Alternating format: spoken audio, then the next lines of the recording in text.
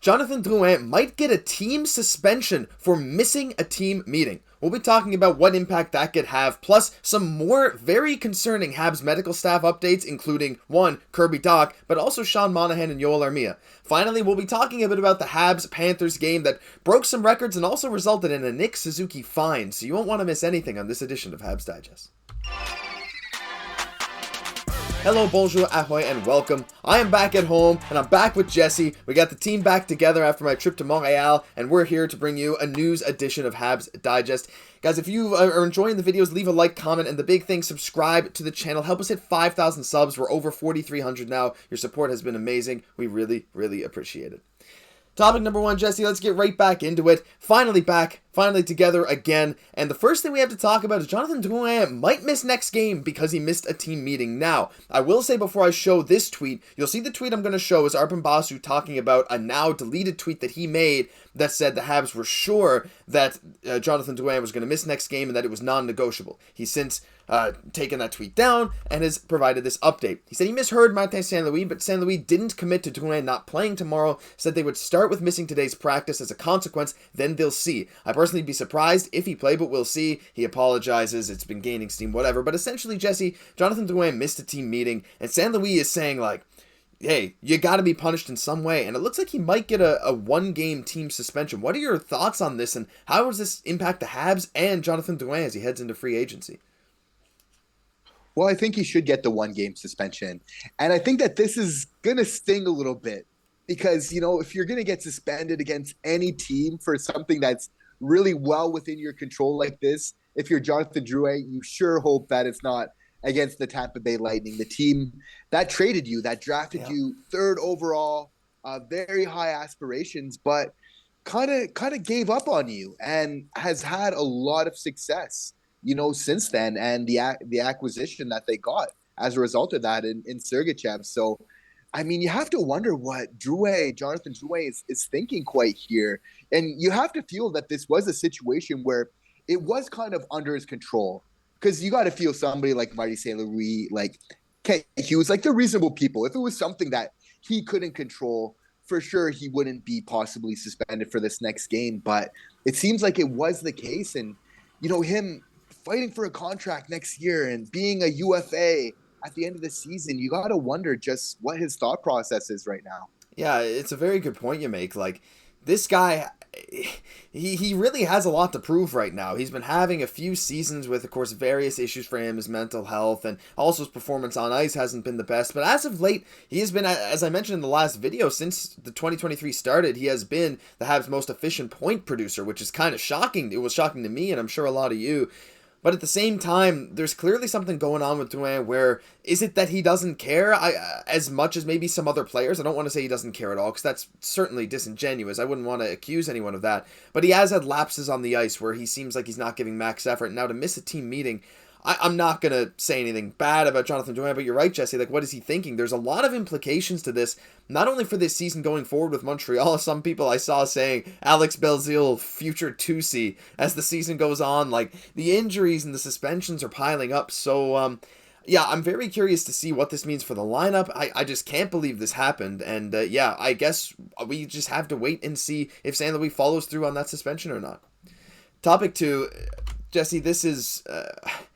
we could talk about the medical staff for ages. There's another very concerning Habs medical update. Kent Hughes did a Q&A for Sportsnet very recently, and there's a lot of good, interesting content in there. I suggest you guys go check it out. A lot of stuff on the team culture. He mentions how the coaching staff, there's a calm in the locker room that doesn't exist everywhere in the NHL, but the one thing that we want to talk about is the injury stuff, because, boy, this is just weird. So, you know, they were asked about a bit of injury, saying like, oh, would you mind being transparent with the players? He's outside of all that. I have no issue with being transparent. We've had a lot of situations this year, to be perfectly frank with you, where there's been too much unknown. Sean Monahan's case with how he injured himself in the rehab process, and it was just really difficult to pinpoint the issue and what the timeline is for it. Kirby Dach was another one. We laughed, and I'm going to read this slowly, because there's a couple different interpretations. We laughed and said we might as well not tell the truth because no one's going to believe us. But what we said about him, about having believed he had an infection that then turned out to be an injury, was the truth. Then there are other players like Yoel Armia who still have issues we're trying to get to the bottom of. When you read that, Jesse, or listen to it, we tried to decipher this before the show.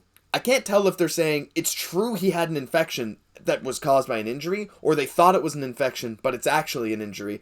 What's your takeaway, and also just like maybe give a quick comment on the Habs medical staff and all these question marks that keep coming in? Yeah, the mystery injury alerts continue again, and it's just alarming that it's kind of like with multiple players now.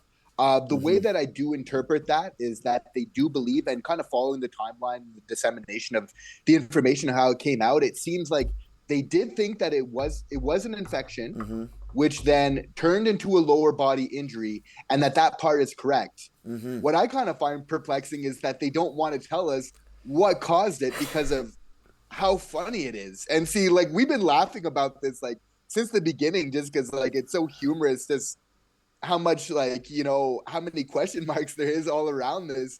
But this just kind of further puts you know, fire to the flames, kind of makes you kind of question a little bit of our medical staff of having just this many issues over this amount of time diagnosing these injuries. Yeah, it's weird because that one sentence, like, I wish maybe there is audio of it or video that I haven't seen. There might be. I might have just missed something, but I'd like to see Kent Hughes saying it because the intonation matters a lot. When you just read this in text, that one sentence, you can interpret it, like, no joke, 3 or 4 different ways. Like, are they laughing about him? Are they laughing about the absurdity? Are they laughing about, like, oh, they wouldn't believe us that it is I don't know, right? So it's this mystery injury. It's frustrating. And the fact that they still have Armia, they have no idea what's wrong with him after weeks. I'm so confused about that. And they're still not sure what caused Monahan's setback. There's a lot of question marks, a lot of worrisome news, and I think we'll really have to pay attention to that going into this offseason. Final thing today, Jesse, we're just going to talk a bit about the record-setting Panthers-Habs game yesterday. I was in the airport getting food when this game was going on, and they had it on the TV, and every time I went down to have a sip of my drink or have a bite of food, and I looked up, it was another goal on the board that I missed. But this game was record-setting in multiple ways, mostly in the first period, because if you guys didn't know, the first period ended 7-3 for Florida. 10 goals in the period, and I got this picture here. 10 goals in any period has only happened 12 times in NHL history, and this Montreal-Florida game is the first time it's happened in 25 years, almost exactly to the day. You can see right above, 1987-88 Blackhawks and Blues, March 15th, 1988. This one was March 16th, 2020, or sorry, not 20, but 35 years. Not the 80s, we're only 10 years ago, that's fine. 35 years. And also you can see it's only the third time ever that 10 goals have been scored in a first period. Jesse, what do you think the reason is that this game got so out of control so quick for Montreal? Because I feel like there's a lot of factors that play into a just catastrophic game like this. Yeah, I think it's just the wear and tear of a long season over having a very young decor. And I just think that's part of the risk that you run, you know, when you're playing so many young guys. We got so many guys called up from the AHL. Like, for sure, this is going to come up at a certain point. But what is alarming about this, Josh, is that it is starting to become a little bit of a trend over our last 3 games where we have allowed, 21 goals. So it is something that we do need to tighten up. We have seen a good stretch of hockey where we were playing well and maybe not necessarily rewarded with the W's for that. But I think, just our young decor is getting a little bit tired right now. And that kind of explains the results last night. Yeah, for sure. An 82-game grind is always tough. And some of these guys have played, 60 games in a season in their younger years, in the minors and stuff like that, and junior hockey. But an 82-game grind when you're facing NHL-level talent every single day with an NHL work schedule, like, it's a different beast. So you got to think a lot of these guys are getting exhausted. The inexperience is starting to catch up to them. And the Habs goaltending is, sort of also falling off at the wrong, well, maybe not at the wrong time, maybe at the right time, if you know what I mean. But, it's been a bit chaos, and the chaos, you can see the frustration boiling over, Jesse, because this game ended in, I'm pressing the wrong buttons here. Here we go. Come on. Wait, what? No, it's that one. There we go. I'm tired. Here we go. Nick Suzuki has been fined $2,500 for cross-checking Florida's Anton Lundell. In my opinion, a very, very weak, like, he got 5 in a game for it. When, like, even just a few games ago against San Jose, Matheson, I think, got cross-checked in the head, and there was no call. In my opinion, it was a weak cross-check. Maybe it was high, and that's why they gave him a fine. I thought it was weak. Jesse, and this is really out of character for Nick Suzuki. I don't imagine he'll do anything like that again, but you got to feel for the captain who's lost pretty much every line mate he's had this season, and in a 9-5 blowout, maybe he just let emotions get the better of him. it's hockey. It's gonna happen. And to be honest, Josh, like I like seeing a little bit of fire from Josh. Sorry, from Nick Suzuki, but from you too.